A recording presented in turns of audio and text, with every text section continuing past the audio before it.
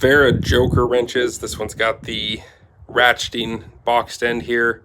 Super nice and smooth.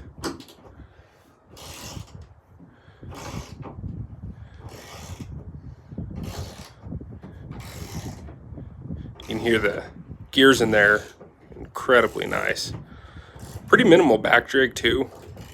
I don't know if it's the lightest or least amount of back drag I've ever felt, but it's more than adequate for a wrench like this. I love the color coding as well. So once you get into their system, you can identify everything based on the color coded ends here. So this is 9/16. It's purple. That would work across all of their sockets and wrenches.